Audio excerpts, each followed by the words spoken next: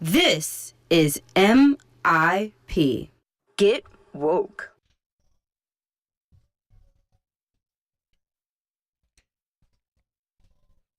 20 minutes before the hour, 866-99-SIRIUS, 866-997-4748. Join us on Facebook, Twitter, and YouTube. Make it plain. Amanda Marcotte in studio with us with Salon.com. Trump is up tweeting this morning. We'll get to that. But as I said, I was absolutely intrigued by a piece you read. First of all, welcome. Good to have you in studio. Thank you for coming in. Thanks for having me. It's an honor to have you in studio. Yeah, you don't need it. You're on TV, so you don't need headphones. I should have told you that. How are things going for you? Good. How are you? It means a lot when people get up this early in the morning to come in studio. So, all bright-eyed and bushy-tailed, that's good. What is going on? I saw this: a religious right is shrinking itself. Overzealous Christianity is driving people away. I've told the story ad nauseum. I'll share it with you because I'm sure you haven't heard it. But I've left a channel in XM to come to Sirius before the merger in 2007 to this channel, which at that time was called Sirius XM Left. Some people felt we needed to soften the name up. That's why it's called Progress now. That's a whole nother conversation. But anyway, I'm an ordained minister. So when I came, Amanda, and the audience on the left, very left, heard that a minister was coming in to host a daily show, they balked. Oh, no. We don't want any of that because of, what a terrible religion Christianity is now. Based upon the current perception and context of Christianity, since right-wing evangelicalism has taken over. And I don't do a religious show anyway. I don't proselytize. But once I disclose, well, I don't do that. I'm coming from a different point of view. People are like, we never heard that before. And as we all well know now, there are different theological philosophies within the faith. But these right-wingers have really damaged the brand, if that doesn't sound too heretical to say. But what you're reporting is they're doing so much damage that others are no longer interested in being affiliated with the faith. Is that an accurate summarization? Yeah, so I will say, if it makes you feel any better, the researcher I spoke to, Paul DeJupe, said that it's not actually harming mainstream or liberal churches in the same way that it's harming like evangelical and conservative churches. Okay, well that's good to know. So tell us about that. There was a study conducted about how people are identifying with right-wing evangelicalism. Tell us about it, if you would. So basically, it's been a theory for a long time that churches getting political drives people away. Mm-hmm. And these researchers decided to narrow it down and very specifically discovered that in places where conservative evangelical churches got into politics, they were driving people out of the pews, very specifically conservative evangelical churches. And the way they did this was they looked at states in the early 2000s that had a religious right presence that was organizing against same-sex marriage. So they were trying to get it banned, or they were trying to prevent, laws from legalizing it, there was a lot of activity around that before the court decided to legalize it. And they found in the states where there was more religious right organizing against same-sex marriage, there was a surge of people that identified as nuns, right? They call them the nuns, and those are people that have no religious affiliation. There's N-O-N-E-S, folks, not N-U-N. Okay, gotcha. Yeah. It's kind of a weird word that because they're not atheists. I'm a nun. Okay. And so what they found was, they really narrowed it down and found that people were literally leaving evangelical churches and not reaffiliating with another church necessarily. They were just becoming not religious. And it was an interesting study because, and we can get into it more, I don't know that it necessarily makes these churches less powerful in the short run, but it certainly means that they are driving up the rates of people that have no religious affiliation. As I'm looking at the study, it looked at churches that had been dealing and combating same-sex marriage. Yeah. Well, I have to ask this. I wonder if is any indication that people's disaffiliation may have also been prompted by the change in attitude towards same-sex marriage. Maybe some folk were like, maybe we don't want to be so dogmatic against it. You think that might have played a role as well? Yeah, so every researcher I've talked to, both Paul DeJupe and Robert Jones from PRRI, think that same-sex marriage was kind of a stand-in issue as well. Okay. For like a larger set of concerns that people have about the church being too repressive on people's family choices, their sex lives, things like that. So I think, in a sense, I think it's easier for a lot of people who have kind of dissatisfaction with the church to get behind same-sex marriage as an issue because it's not about them, it's about somebody else. I see. Folks, give us a call, 866-99-SIRIUS, 866-997-4748 to speak with Amanda Marcotte of Salon. And curious, how many of you identify with no religious affiliation, and how much of that has to do with some of the political activities in the church? Did that affect you? Did that drive you away at all? I do think, as a minister, I'm not pastoring, but most folk do come to church not to be politicized. Yeah. Even though, my theology is Jesus was political. There's nothing that isn't political. But most people come not so overt to be so overtly politicized, Yeah. I think even in a lot of liberal churches, most folks don't go to liberal churches and expect or have a desire to be politicized every moment of service every Sunday. I think that's true. And I asked Paul about this, and he said that, especially in America, he felt like people are religious, but they're not clerical. They don't like people being told what to. They don't like being told what to do. Right. By the minister, by politicians, by anybody. Yeah. So it's a lot of that. So I do think that liberal churches have a little bit more wiggle room because they tend to have a social justice orientation, which feels more like helping other people than telling other people what to do. So bottom line, Amanda, those identifying as nuns, NONES, leaving that right-wing evangelicalism, how is that impacting their bottom line and their numbers? Well, it's an interesting phenomenon because on one hand, they are losing people. But the people they're losing were people that were marginal to begin with. They were people that already had a foot out the door because they had their skepticism about some of the teachings of the church. They might not have gone to church as often. They're often not as committed to the community. So they're losing those kind of people, but then the people that are staying tend to be more committed. They tend to come to church more often. They tend to be more invested in the community. So they're losing numbers, but what's remaining is, for lack of a better term, pure. Oh, okay, pure. Those numbers you point out at the beginning of your article, I think 1 in 4 is considered evangelical. Is that? Did I have the number right? It kind of really depends. There's a lot of different ways for measuring it. Okay. Their numbers are drastically declining, so that number's from a few years ago, Okay. and I think it's even smaller now. So, but if their numbers are declining and there's such a small group, why do they have so much power, man? Well, I think it really is a testament to the power of organizing. You know, you can have a lot of people on your side, but if they're not organized, there's nothing they can get done. And I think we see this with the political parties. You know, there Right. are more Democrats than Republicans in this Right. country, but Democrats are less well organized. Yeah, is that what it is? There are more women than men, but you all still keep taking it on the chin. Aren't you? I don't think you all are disorganized. Are you, man? Are women as organized as they should be? Is the women's movement as organized?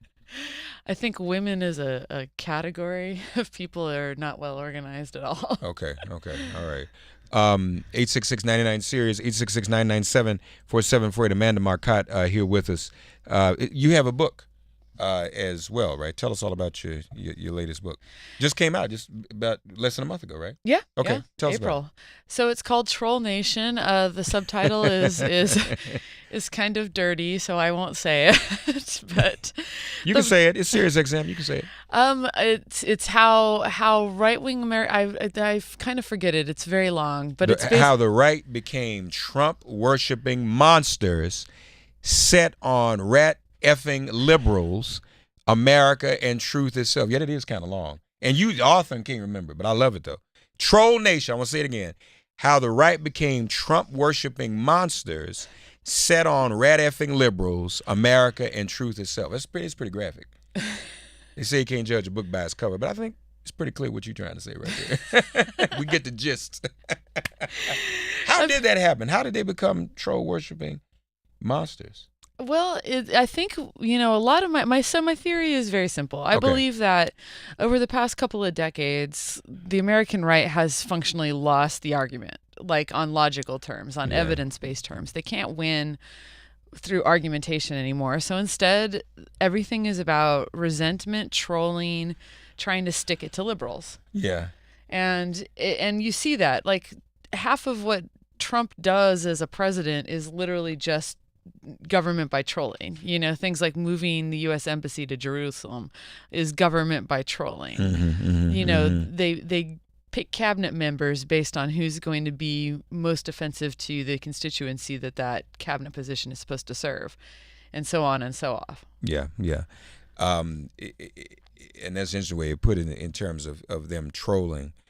I mean, he literally, well, just give you an example. He is the troller in chief. Yeah. And, that's why it's, obviously even the first lady had to kind of come off of bullying and kind of change the narrative to just be best, even though that's grammatically incorrect. I think, I was saying to Brittany, I think that her staff is trolling her because no one said to her with the language barrier, you need either a possessive pronoun or a definite article there, but they just let her put that out there. So honestly, I think somebody did it to make fun of, just like these leakers, the people leaking, telling everything that's going on. But everything they do, I mean, let's be honest. Twitter is trolling ground zero, and that's what he does. Yeah, that's his primary mode of function. And now imagine if, this is kind of scary. Imagine if every troll on Twitter had the power of government and the presidency to make what they tweeted into real trolling action. The whole world would be messed up, wouldn't it? Yeah, and I mean, that's what we're seeing, right? I'm going to move the embassy to Jerusalem. So that's harmless trolling. But wait a minute, I can really do it now. I'm going to move it. And then he does it. Yeah. And look where we are. He's up tweet trolling this morning, y'all. What is, since Amanda's here, we'll take a look at that. Congratulations, America. We're now in the second year of the greatest witch hunt in American history. And there still is no collusion, no obstruction. Now, so let me let you respond to that, Amanda, as a journalist. He's still saying this is trolling, no collusion, no obstruction. Oh, my God. What did we learn yesterday from the New York Times, I guess trying to save face from that headline a week before the election, that there literally was an investigation going on into collusion? Yeah, and that Russian agents that are tied to Putin have reached out to the campaign and offered them dirt on Hillary Clinton in exchange for probably getting sanctions released off of Russians, and they accepted it. They said, yeah, we're game.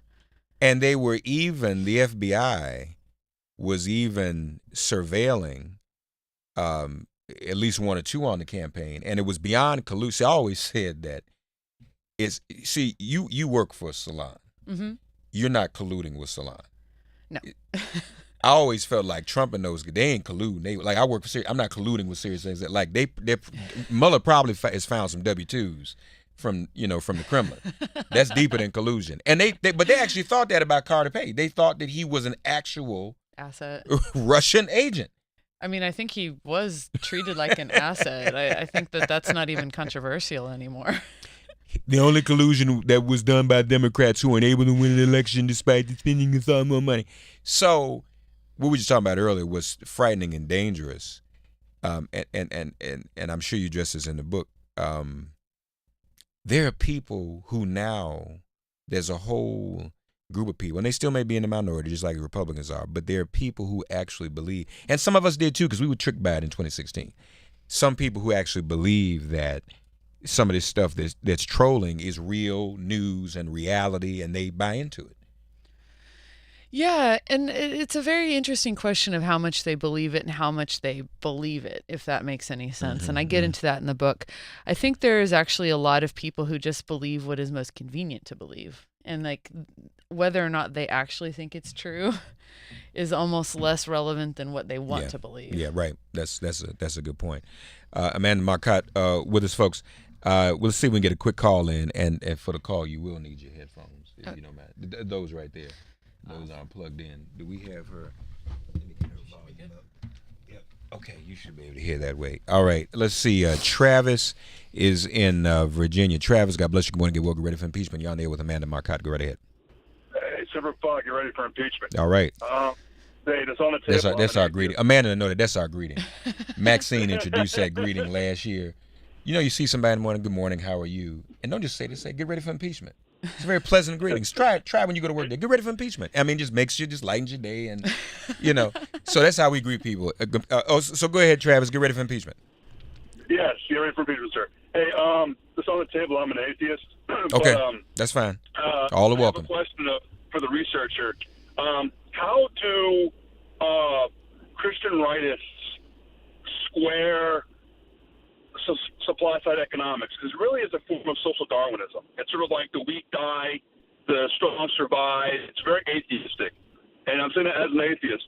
And I don't even accept ideology. I think that's silly. I'm more like take care of the poor, take care of the sick. And there's a philosopher in the Middle East named Jesus who told us that you must take care of the sick and the wounded. It wasn't a suggestion. It was an order. So how do they square that peg? You know what I mean? I mean, they kind of do two things. I would say that part of it sort of depends on the church.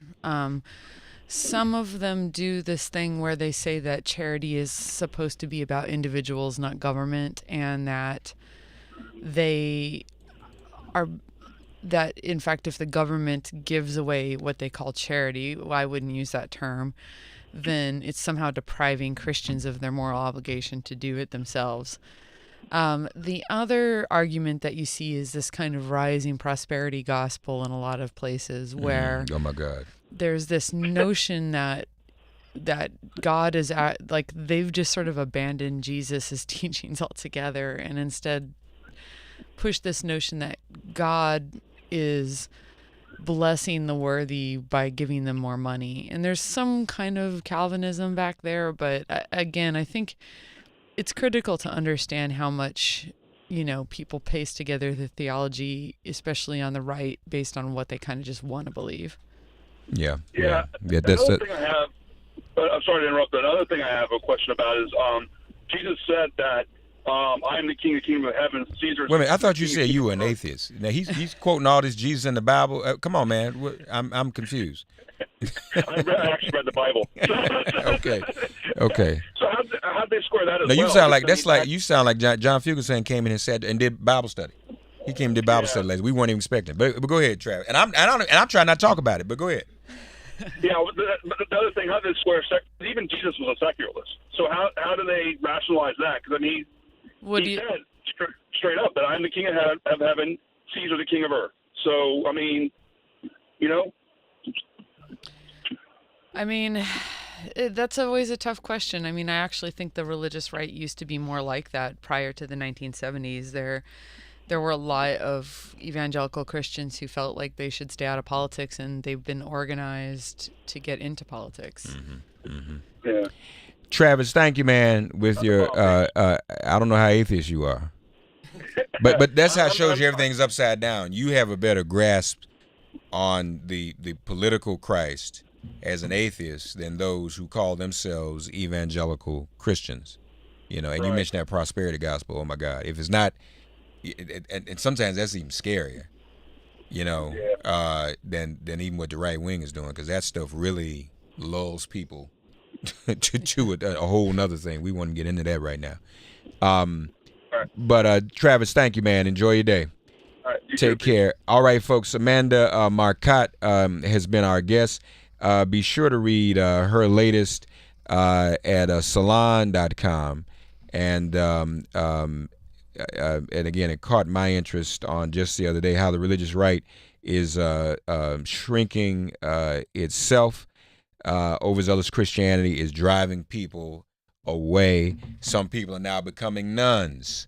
N-O-N-E-S, folks. Just want to be sure that you are clear on that.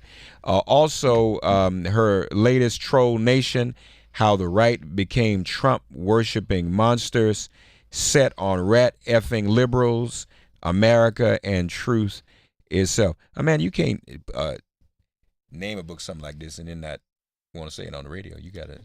This is Sirius XM. You can say it. I don't say it, but you can say it. How the right became Trump worshiping monsters set on rat effing liberals America and truth itself. Be sure to check that out as well. Amanda Marcotte, I guess. Appreciate your work. Always have. Come back and see us again sometime. Oh, anytime. And keep Thank in you. touch. Let us know whatever you're doing. You doing any book signings or any readings anywhere? Or No, I don't think we do that as much anymore. Okay. All right. Good enough. Well, good luck to you. Thanks again for coming. Thank you. Amanda Marcotte. Folks, share this video so everybody can see Amanda and reach out to her as well. We've tagged her on Twitter and Facebook and all that good stuff also. We'll take a quick break. We'll come right back. Your call, Sirius XM Progress 127 Resistance Radio. Get woke. Get ready for impeachment. This is MIP.